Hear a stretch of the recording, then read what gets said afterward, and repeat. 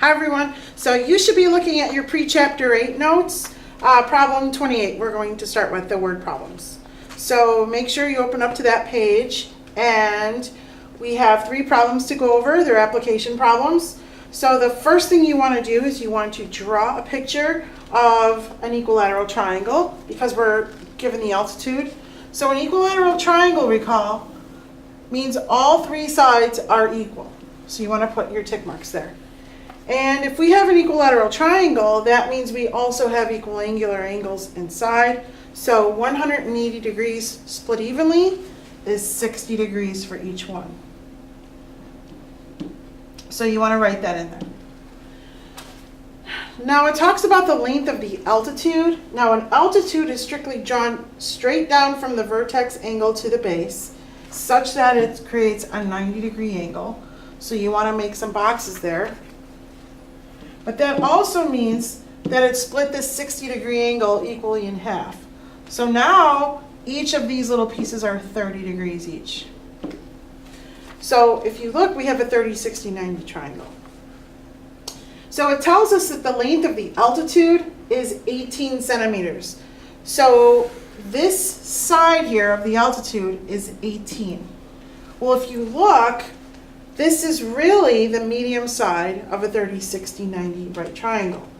So they want us to find the perimeter of the triangle. In order to do that, we need to find all the sides of the triangle.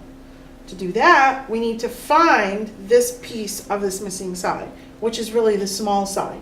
Since the 60 degrees is across from the medium side, that's our altitude.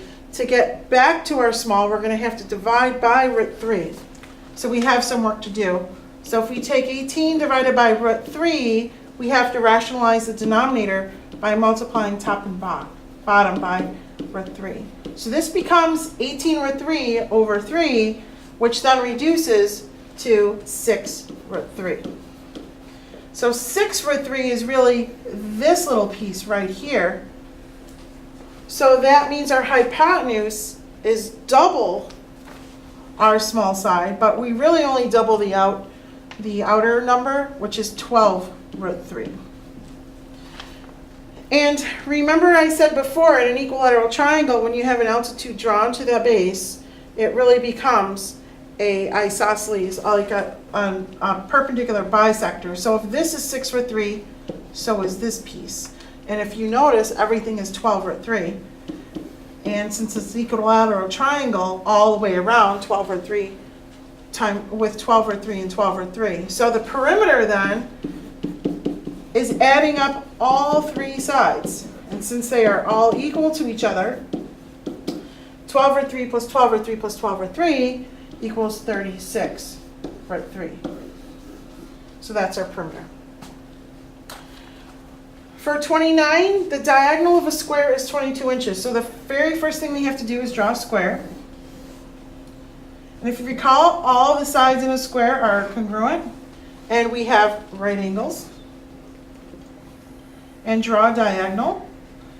Now we split this 90-degree angle here into a 45-degree, because half of 90 is 45.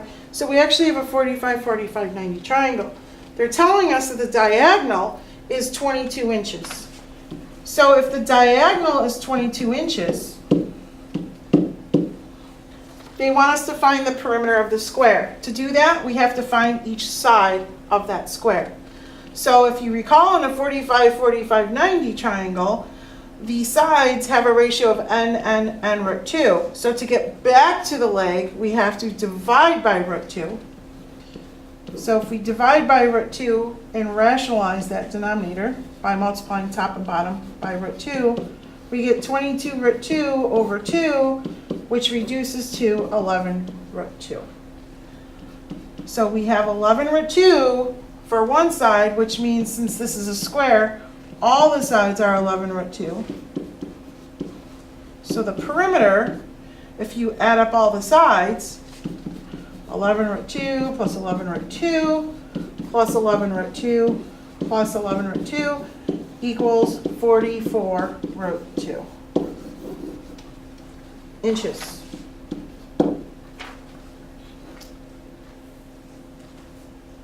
And finally, the perimeter of an equilateral triangle is 39 feet. So again, it helps when you draw your equilateral triangle and make sure you tick mark all of your sides and all the angles inside are 60 degrees because the only way to split 180 degrees evenly in 3 ways is 60 degrees.